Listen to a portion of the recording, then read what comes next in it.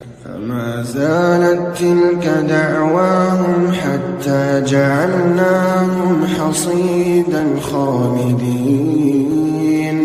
وما خلقنا السماء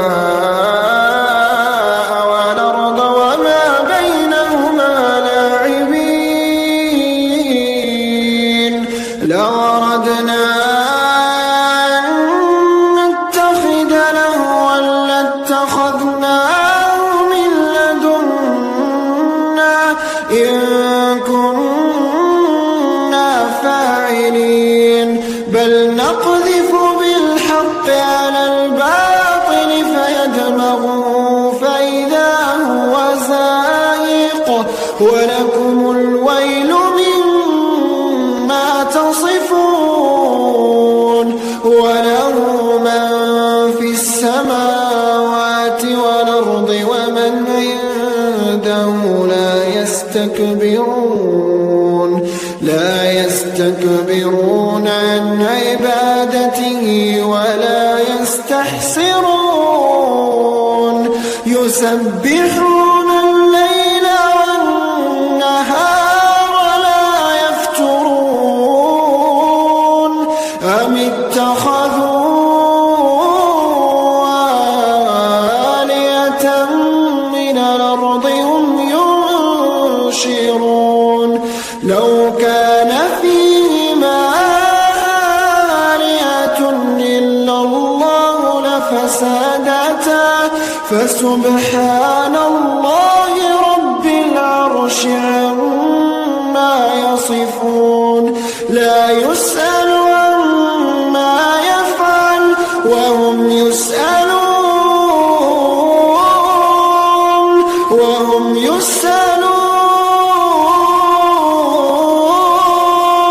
أم اتخذوا من دونه آلهة قل هاتوا برهانكم هذا ذكر من معي وذكر من قبلي بل أكثرهم لا يعلمون الحق فهم معرضون. فإذا جاءت الطامة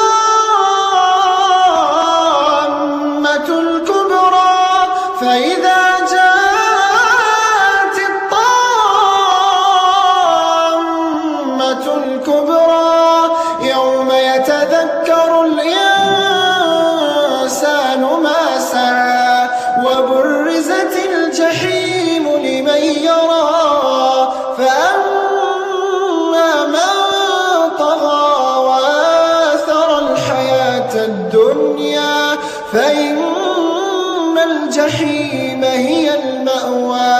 وأما من خاف مقام ربه ونهى النفس عن الهوى فإن الجنة هي المأوى.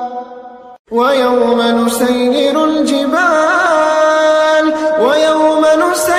الجبال وترى الأرض بارزة وحشرناهم فلم نغادر منهم أحدا وعرضوا على ربك صفا لقد جئتمونا كما خلقناكم أول مرة بل زعمتم أن لن نجعل لكم موعدا. ووضع الكتاب فترى المجرمين مشفقين مما فيه ويقولون يا ويلتنا ما لهذا الكتاب لا يغادر صغيرة ولا كبيرة إلا أحصاها ووجدوا ما عملوا حاضرا ولا يظلم ربك أحدا. إذ قال لأبيه يا أبت لم تعبد ما لا يبصر ولا يغني عنك شيئا يا أبت إني قد جاءني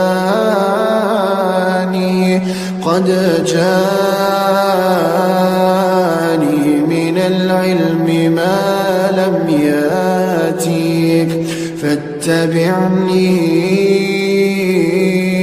أهدك صراطا سويا يا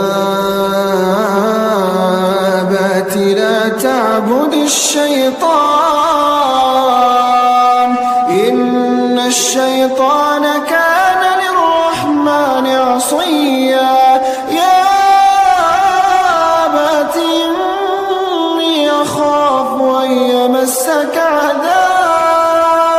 عذاب من الرحمن فتكون للشيطان وليا قال راغب أنت عن آلهتي يا إبراهيم لئن لم تنته لأرجمنك واهجرني مليا قال سلام عليك سأستغفر لك ربي إنه كان بي حفيا وأعتزلكم وما تدعون من دون الله وأدعو ربي عسى ألا أكون بدعاء ربي شقيا قالوا يا نوح قد جادلتنا فأكثرت جدالنا فأتنا بما تعدنا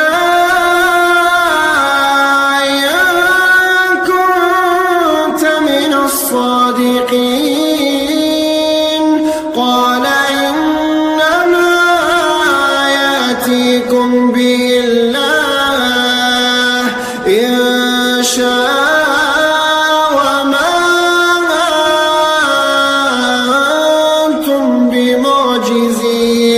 ولا ينفعكم نصحي إن أردت أن أنصح لكم إن كان الله يريد أن يغويكم هو ربكم وإليه ترجعون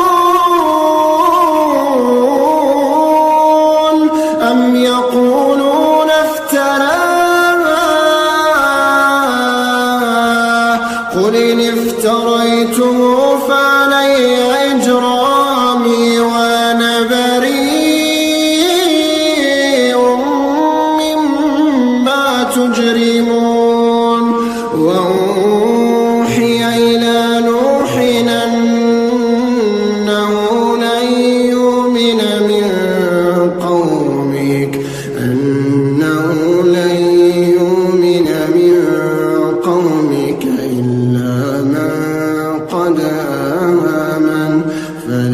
تبتئس بما كانوا يفعلون وذا النون إذ ذهب مغاضبا فظن أن لن نقدر عليه فنادى في الظلمات أن لا إله إلا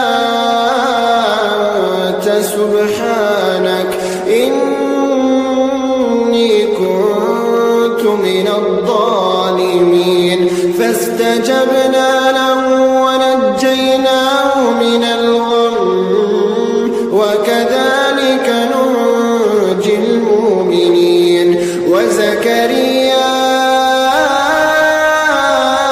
إذ نادى ربه رب لا تذرني فردا وأنت خير الوارثين فاستجبنا له ووهبنا له يحيى وأصلحنا له زوجه إنهم كانوا يسارعون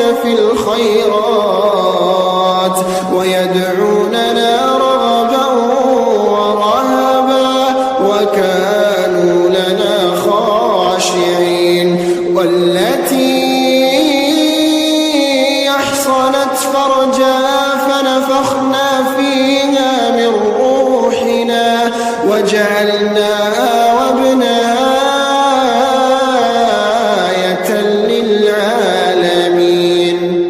وجاءت سكرة الموت بالحق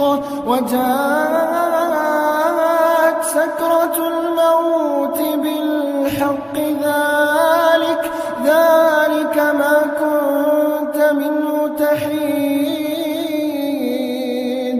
ونفخ في الصور ذلك يوم الوعيد. وجاءت كل نفس معها سائق وشهيد. لقد كنت في غفلة من هذا فكشفنا عنك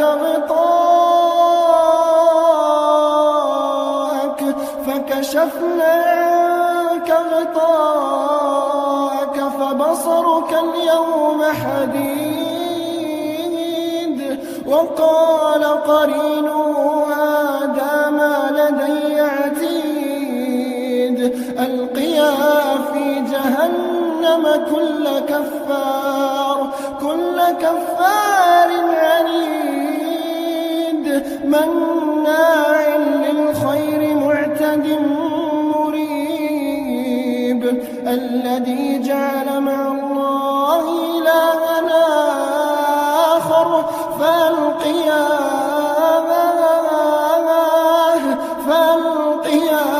في العذاب الشديد.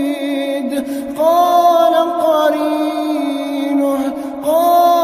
قرينه ربنا ما أطغيته ولكن كان في ضلال بعيد.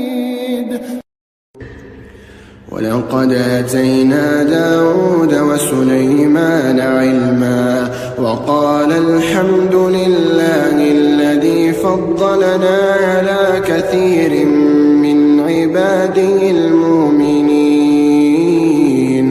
وورث سليمان داود وقال يا أيها الناس علمنا منطق الطير وأوتينا من كل شيء إن هذا لهو الفضل المبين.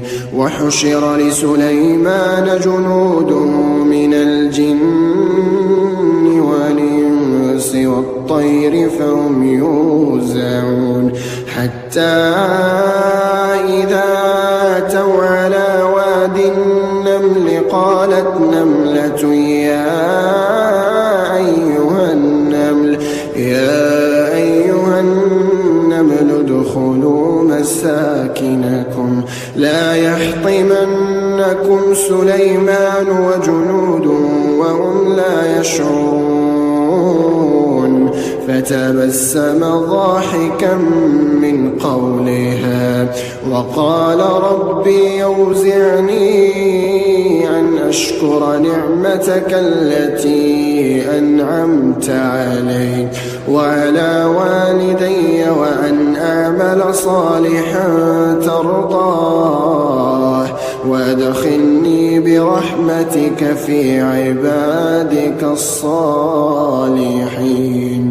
وتفقد الطير فقال ما لي لا أرى الهدهد أم كان من الغائبين. لأعذبنه عذابا شديدا أو لأذبحنه أو لياتيني بسلطان مبين. فمكث غير بعيد فقال أحطت بما لم تحط به وجئتك من سبأ بنبأ يقين. إني وجدت امرأة تملكهم وأوتيت من كل شيء ولها عرش عظيم وجدتها وقومها يسجدون للشمس من دون الله وزين لهم الشيطان أعمالهم فصدهم عن السبيل فهم لا يهتدون. اللهم يا رب قد أرهبنا هذا الوباء ندعوك بالدعاء يا منزل الداء أنزل الدواء وارزقنا بالشفاء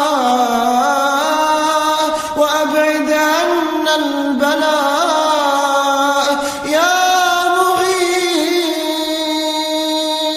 يا مغيث يا مغيث واغثنا يا مغيث يا مغيث واغثنا. ها نحن على أبواب رمضان ها نحن على أبواب رمضان فارزقنا بفتح المساجد للمصلين فقد طال بنا الانتظار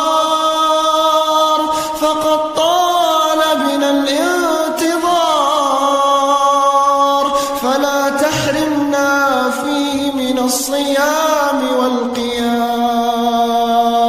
ها نحن ندعوك بأيد مرتفعة يا ربنا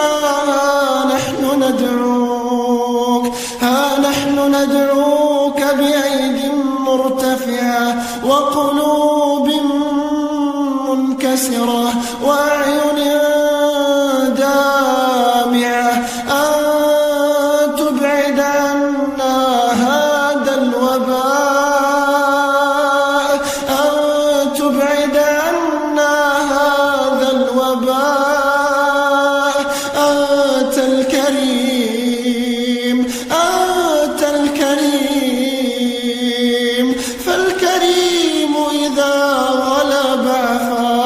فالكريم إذا غلب عفا اللهم اعف عنا. نعلم أننا مقصرون وأننا المخطئون فنرجو رحمتك ونرجو عفوك فلا تردنا خائبين. اللهم لا تردنا خائبين يا أرحم الراحمين. اللهم إنا ندعوك كما أمرتنا فاستجب لنا كما وعدتنا يا حي يا قيوم